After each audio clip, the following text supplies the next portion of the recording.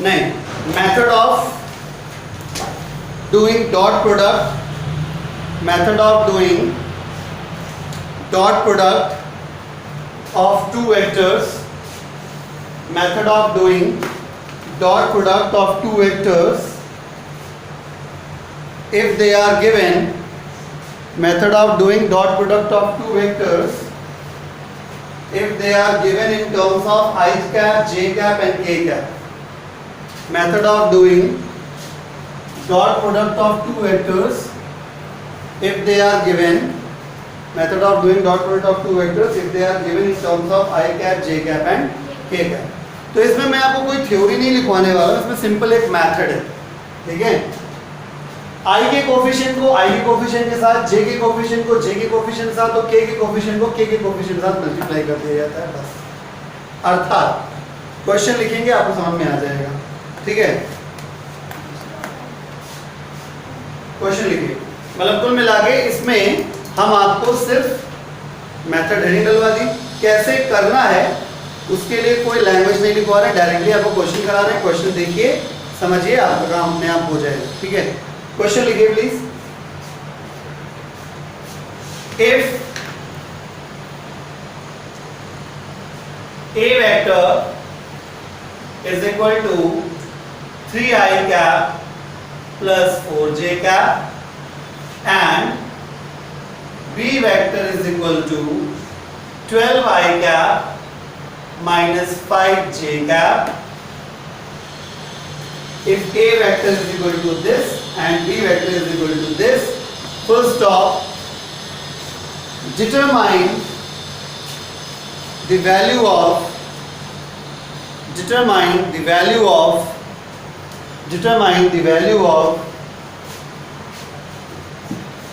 a dot b, a vector dot b vector, determine the value of A vector dot B vector, मतलब आपको निकालना है A vector dot B vector, ठीक है। Question लिख के आप समझ गए, तो कैसे करना है मैं बहुत बड़े प्रेम से आपको समझा रहा हूं। सॉल्यूशन देखिए, सॉल्यूशन में गिवन है, ये गिवन था, ए वेक्टर ये गिवन है, बी वेक्टर ये गिवन है। बाय द वे के नहीं है यहाँ पे, तो आपकी इच्छा हो तो 0 के लिख लीजिए, के यहाँ भी नहीं है तो 0 के लिख लीजिए। क्या करना है? डॉट प्रोडक्ट, क्या करना है? डॉट प्रोडक्ट, ठीक है। तो अभी अभी गुरुजी ने बताया कि ए वेक्टर डॉट बी वेक्टर अगर करना हो और वैल्यू आई कैप, जे कैप, के कैप के फॉर्म में दे रखी हो, तो केले को केले के साथ, सेब को सेब के साथ और अंगूर को अंगूर के साथ मल्टीप्लाई किया जाता है। मतलब i के कोफिशिएंट 3 को i के कोफिशिएंट 12 के साथ मल्टीप्लाई कर लो।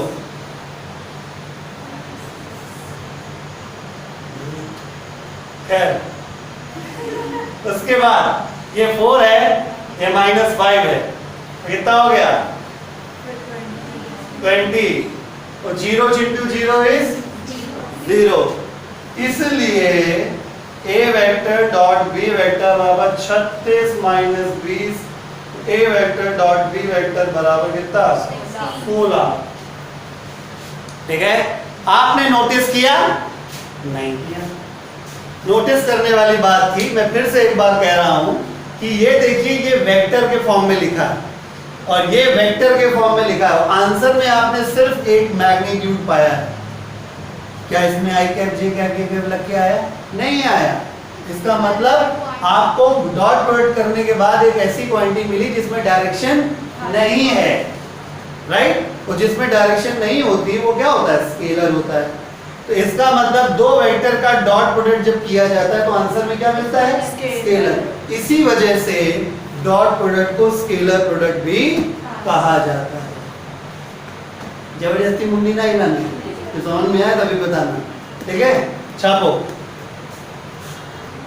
अब आगे, कल मैंने जब आपको पढ़ाया था तो मैंने आपको बताया था कि अगर आपको कभी ये प्रूफ करने के लिए आ जाए कि दो वेक्टर आपस में परपेंडिकुलर है, अगर कभी ये प्रूफ करने के लिए आ जाए कि दो वेक्टर आपस में परपेंडिकुलर हैं, तो उनका डॉट प्रोडक्ट कितना आना चाहिए? 0, ठीक है।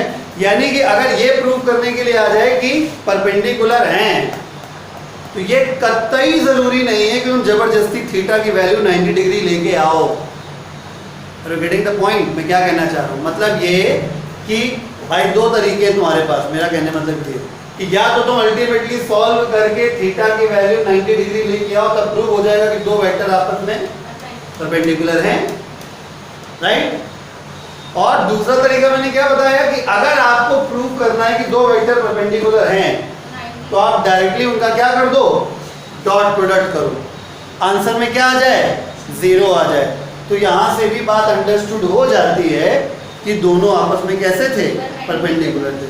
आप समझ रहे हैं, मतलब कभी भी क्वेश्चन में ये कह दिया जाए कि ये वेक्टर है ये वेक्टर है, प्रूव करो कि परपेंडिकुलर है, ठीक है, तो मैं दोनों का डॉट प्रोडक्ट कर दूंगा, आंसर 0 आ जाएगा, फिर ना दे देना, तो प्रूव हो गया, ठीक है।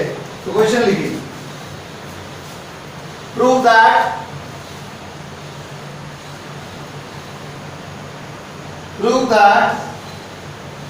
A vector is equal to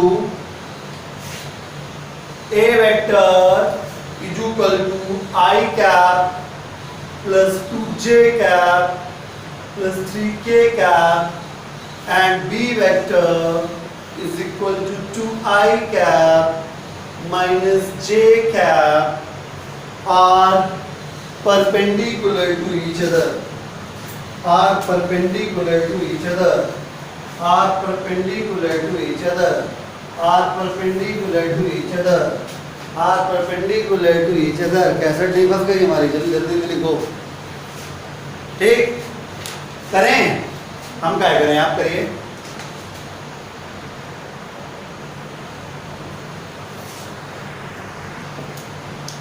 तो इस क्वेश्चन में गिवन था A vector equal to I cap plus 2j cap plus 3k cap, B vector ये था, इसको 1j कैप कर लीजिए, इसको 0k कैप कर लीजिए, ठीक है। तो क्योंकि हम जानते हैं कि हमें क्या प्रूव करना है, to prove A vector is perpendicular to B vector, that is हमें ये प्रूव करना है कि A vector dot B vector is equal to 0। मतलब चेक करने वाले मास्टर साहब को एकदम क्लियर होना चाहिए, ठीक है, कि हम कहना क्या चाहते हैं।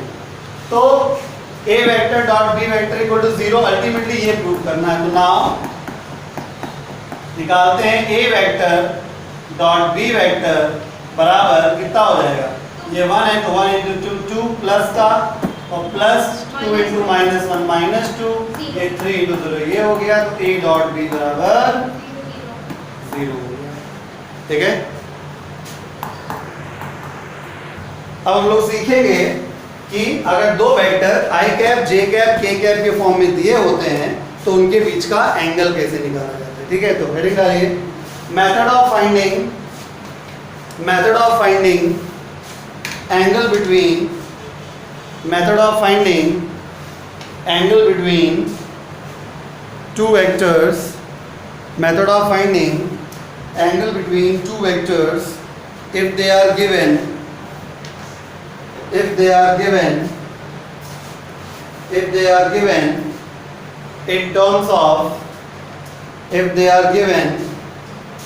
in terms of I cap, J cap and K cap, if they are given in terms of I cap, J cap and K cap। इसको भी कराने के लिए मेरे पास वही एक तरीका है, क्या कि मैं डायरेक्ट क्वेश्चन बताता हूँ, क्वेश्चन की हेल्प से आप समझ जाएंगे, ठीक है। जैसे पहले हमने आपको बताया डॉट प्रोडक्ट कैसे करना सीख गए, वैसे अब हम आपको एंगल निकालना सिखाएंगे। इसमें भी कोई थ्योरी नहीं लिखनी, डायरेक्टली क्वेश्चन ही करना, बुझे समझे मतलब। अब सीख लेते हैं, अगर कोई दो वेक्टर मान लीजिए आपको I cap J cap K cap के फॉर्म में दिए हुए हों और हमें उनके बीच का एंगल निकालना हो, तो हम लोग कैसे फाइंड आउट करते हैं, ठीक है। तो हेडिंग डालते हैं, method of finding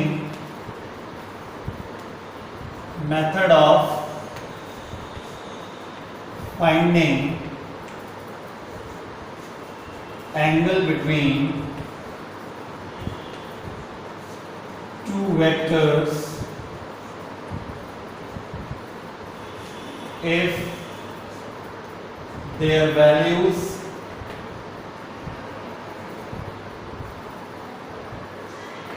there values are given, मतलब न्यूमेरिकल के हिसाब से हम आपको पढ़ा रहे हैं कि अगर न्यूमेरिकल में ऐसा ऐसा होगा, बुक में ऐसे लिखा मिले इसका कोई ज़रूरी नहीं है। ठीक है, तो method of finding angle between two vector if their values are given in terms of I cap, j cap and k cap, in terms of I cap, j cap and k cap।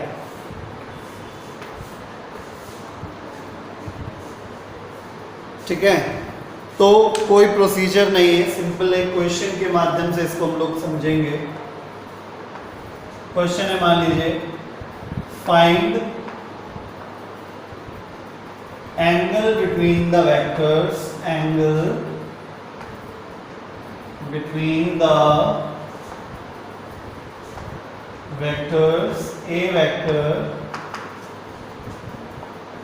2i cap plus 3j cap minus k cap and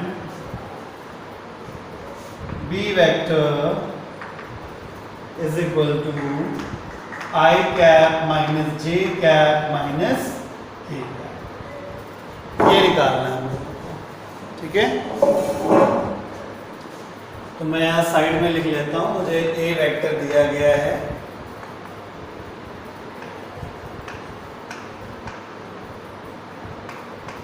to I 3j minus के, और B vector जो है वो आई cap minus जे cap और minus के।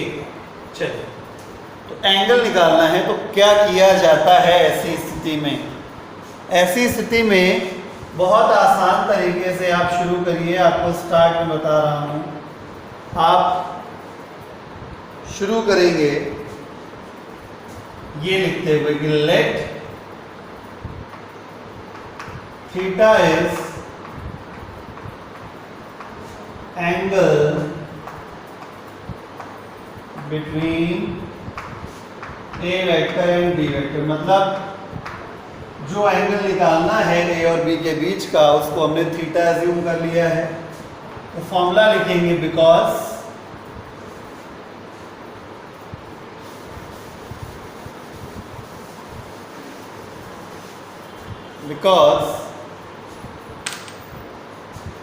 A vector dot B vector is equal to होता है A vector का मॉड इंटू B वेक्टर का मॉड इंटू कॉस। अब A डॉट B करना आपको आता है, कैसे किया जाता है? I के कोफिशिएंट को I के कोफिशिएंट से मल्टीप्लाई कर लो, J को J से, K को K से। I के साथ 2 है, यहाँ 1 है I के साथ, तो ये कितना हो जाएगा? 2 हो जाएगा। यहाँ पे +3 है J के साथ, यहाँ -1 है तो -3 हो गया। वहाँ पे -1 है, यहाँ पे -1 है, तो कुल मिला के +1 is equal to mod of A। कैसे निकाला जाता है? मॉड निकालने का तरीका मैंने बताया था। अगर वैल्यूज I J K के फॉर्म में है तो पहले सारे कोफिशिएंट को लिखिए, फिर सबका स्क्वायर कर दीजिए, फिर ऐड कर दीजिए और फिर छाता पहना दीजिए, मतलब अंडर रूट कर दीजिए। यानी A का मॉड अगर करना है तो 2 का स्क्वायर करेंगे, फिर 3 का स्क्वायर करेंगे और उसके बाद -1 का स्क्वायर करेंगे, फिर ऐड करेंगे और छाता पहना देंगे। और B का मॉड अगर करते हैं तो B का भी ऐसे ही होगा। 1 -1 है, 1 का स्क्वायर किया, -1 का स्क्वायर किया और -1 का स्क्वायर किया। डरिएगा नहीं, एक्सप्रेशन बड़ा हो जाता है लेकिन सॉल्व बड़ी आसानी से हो जाता है, इंटू कॉस थीटा। ठीक है, अब हुआ ये कि -3 + 3 को मिला के हो गया 0। तो अब इसको और इसको सॉल्व करने की जरूरत ही नहीं, ये इसके अपॉन में होके 0 हो जाएगा। ये और ये इसके अपॉन में होके 0 आ जाएगा, यानी cos थीटा का वैल्यू अल्टीमेटली कितना हो गया? 0। तो cos थीटा को हम क्या लिख सकते हैं? cos 90 है ना, मतलब 0 को cos 90 लिख दिया, cos से cos हटा लीजिए, कितना हो गया? Theta is equal to 90 degree. इस प्रकार से समझ गए? तो मैं साइड पे लिख लेता हूँ, ज़रूरत पड़ने वाली है अभी आगे आने वाले टॉपिक्स में। ए डॉट बी हमारा 0 निकला है। ए वेक्टर का मॉड हमारा निकलेगा 9 4 13 1 14 9 4 13 1 14 यानी √14 निकलेगा। और मॉड ऑफ बी जो निकलेगा वो √3 निकलेगा। इस प्रकार से ये हो गया आपका। ठीक है, अब अगला जो इसमें सवाल इसी कैटेगरी में बनता है वो है कि to find the projection of a vector on another vector. ठीक है, एक वेक्टर का दूसरे वेक्टर पे प्रोजेक्शन निकालना होता है। ठीक है, तो चलिए अगला सवाल करते हैं। एग्जाम्पल्स में यही दूंगा क्योंकि कैलकुलेशन में आसानी हो जाएगी।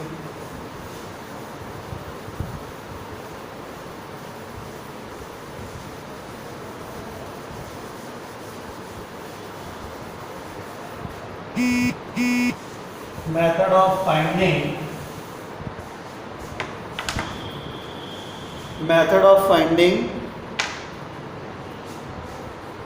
projection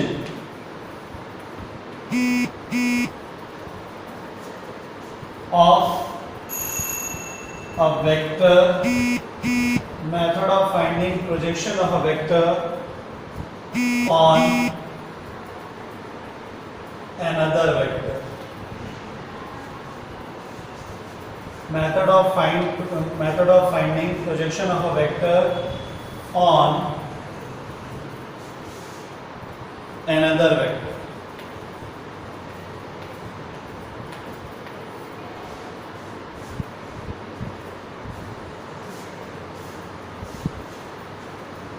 ठीक है, method of finding projection of a vector on another vector. ठीक है, तो इसको भी हम क्वेश्चन के माध्यम से ही कराएंगे।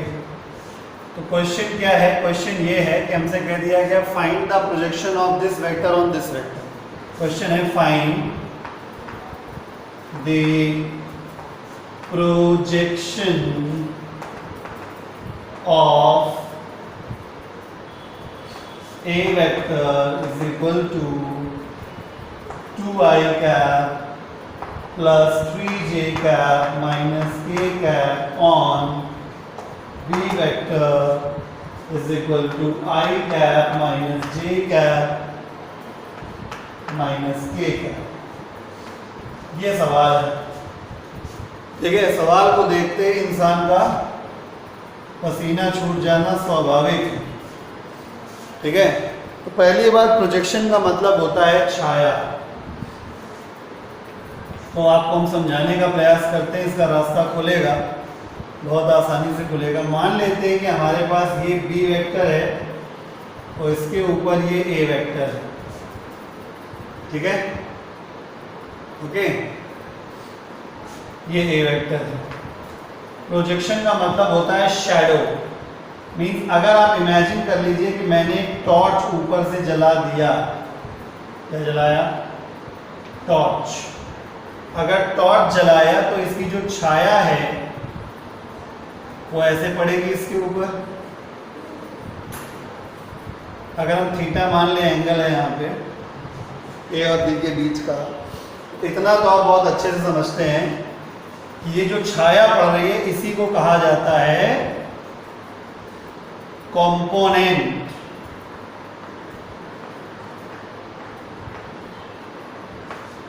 magnitude of component of A vector on B vector। भाई जितनी लंबी छाया पड़ती है वो छाया की जो लंबाई है, जो शैडो की लेंथ है, वो कंपोनेंट के मैग्नीट्यूड को शो करती है। ठीक है, यानी जब हम टॉर्च जलाते हैं तो इसके ऊपर ये जो छाया पड़ रही है, ये छाया की जो लंबाई है, it will represent the magnitude of component. किसका कंपोनेंट? ए का। किसकी डायरेक्शन में? बी की डायरेक्शन में। ठीक है, या ऑन बी वेक्टर या in the direction of B vector. ठीक है, ये भी लिख देते हैं, ऑन बी वेक्टर और इन दी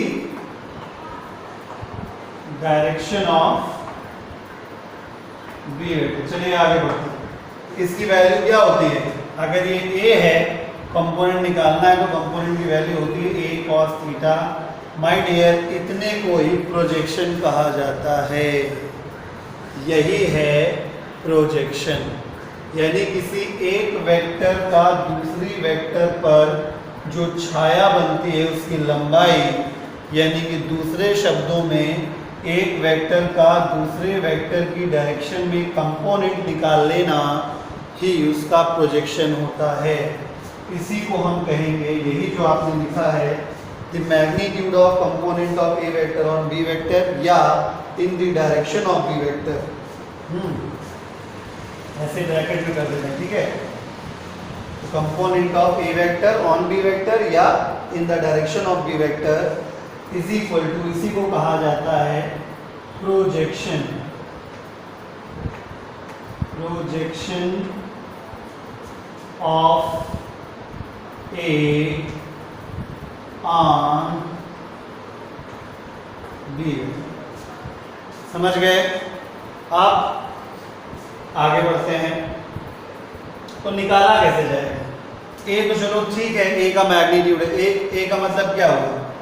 ए वेक्टर का मॉड, है ना। केवल ए लिखिए या ए वेक्टर का मॉड लिख दीजिए, बात तो बराबर ही है, ठीक है। तो यानी कुल मिला के जो हमें फाइंड आउट करना था वो क्या है?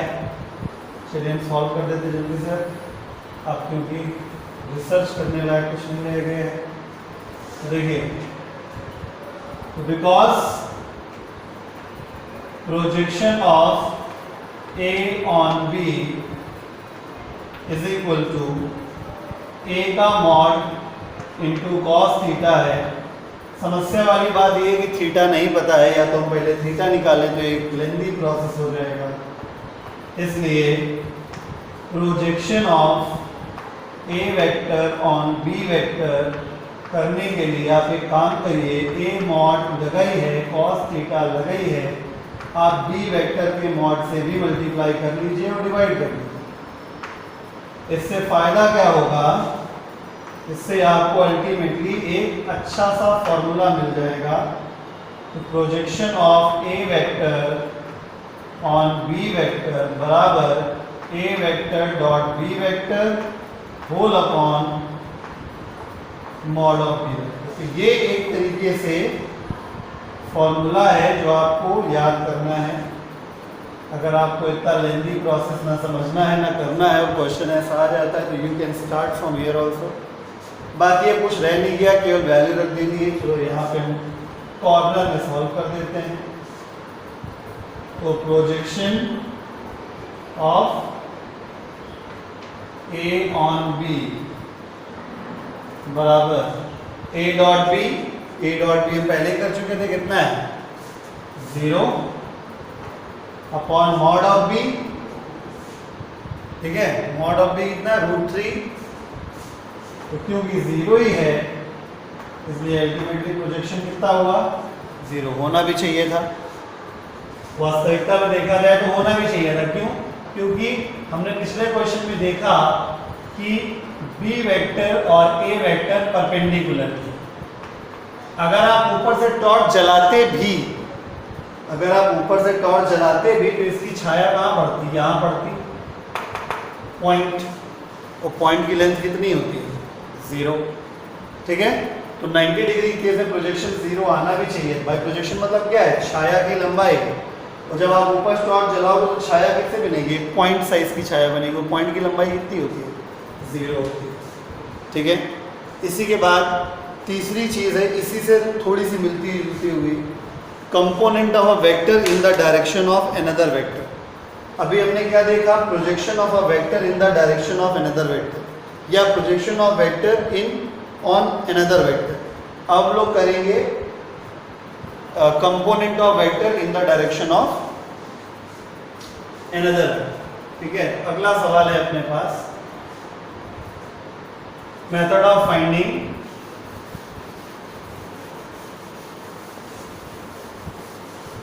ये भी 0 आएगा।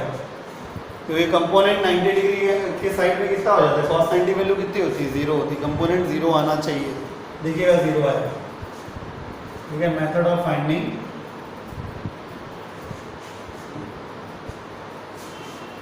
component of a vector in the direction of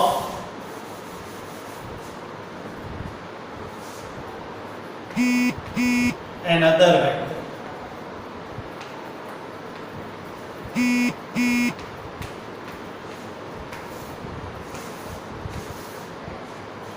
ठीक है, सवाल चेंज कर लेते हैं। फाइंड द कंपोनेंट ऑफ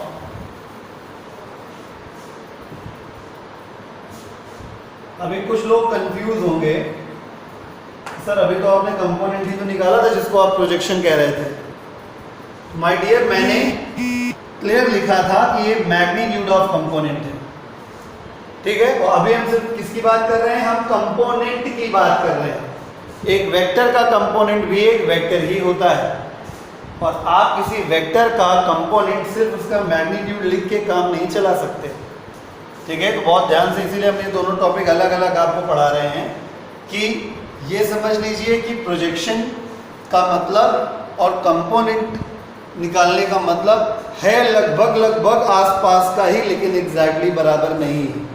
ठीक है, जब हम लोग प्रोजेक्शन निकालते हैं तो आंसर वैल्यू में आता है, आई कैप, जे कैप, के कैप में नहीं आता है। और जब हम लोग कंपोनेंट निकालेंगे तो अभी आप आंसर देखेंगे समथिंग आई, समथिंग जे और समथिंग के फॉर्म में आएगा। ठीक है, तो method of finding component of vector in the direction of another vector, find the component of A vector on B vector. Solution में सब कुछ सेम है। ठीक है, अब कंपोनेंट क्या होता है, कंपोनेंट तब होगा जब हम इसमें इस डायरेक्शन को भी इंक्लूड कर लें। यानी कि अगर हमने ये कंपोनेंट का मैग्नीट्यूड था और ये डायरेक्शन कौन सी डायरेक्शन है, this is B cap, B vector की डायरेक्शन बी कैप। अगर मैं इतने में ये क्या है, मैग्नीट्यूड, ठीक है, इसके साथ में किसका मल्टीप्लाई कर लूं, इसके साथ में मल्टीप्लाई कर लूं किसका, बी कैप का, तो ये है magnitude of component of vector A on B. ठीक है, और साथ में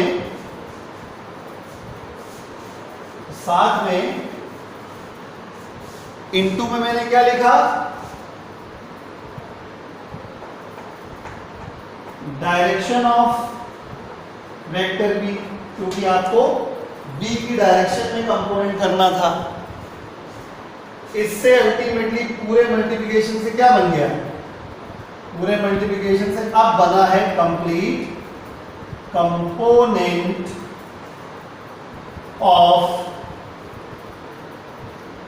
B vector, sorry A vector on B vector और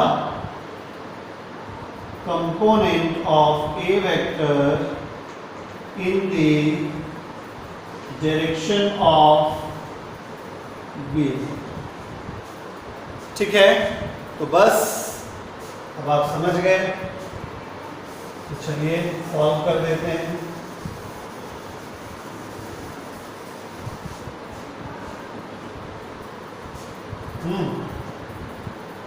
क्योंकि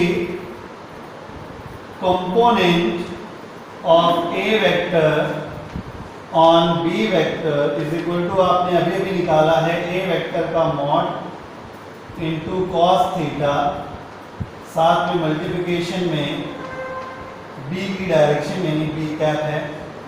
तो ये थोड़ा सा सिंप्लीफाइड फॉर्म में नहीं है, दिक्कत होगी इसको सॉल्व करने में, इसलिए पहले तो हम इसको क्या कर लिए थे, याद होगा आपको, A vector dot B vector upon B vector का मॉड कर लिए थे, मॉड ऑफ बी का मल्टीप्लाई करके। तो component of A vector on B vector is equal to ये बन जाएगा A vector dot B vector upon B vector का मॉड। ये इतना वाला हिस्सा है। और बी कैप का फॉर्मूला क्या होता है? B vector upon mod of B vector. इससे बेनिफिट ये हुआ है कि जब आप इसको मल्टीप्लाई कर देंगे तो now you have got a specified particular formula of a vector on b vector। ये हो गया a vector dot b vector upon b vector के मॉड का स्क्वायर इनटू b vector। मतलब ये फॉर्मूला है। आपको फॉर्मूला याद कर लेना चाहिए। अगर आपको शुरुआत के स्टेप से एलर्जी है, नहीं करना चाहते हैं, तो आप इसको कर सकते हैं। अब मैं ऊपर लिखूंगा इसका सलूशन, ठीक है? मतलब आप चाहें तो ये फॉर्मूला लिखने के बाद सलूशन स्टार्ट करें। आपको इसको नहीं करना है, मत करिए। मैंने केवल समझाया इसीलिए ताकि आपको एक एक पॉइंट बात क्लियर रहे। तो मैं सलूशन यहाँ पे कर दे रहा हूँ। Because component of A vector on B vector is equal to, because नहीं therefore करना पड़ेगा, therefore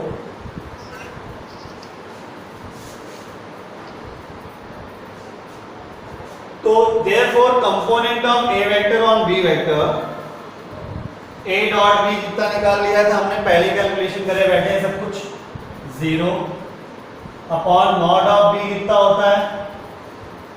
अंडर रूट 3 का स्क्वायर।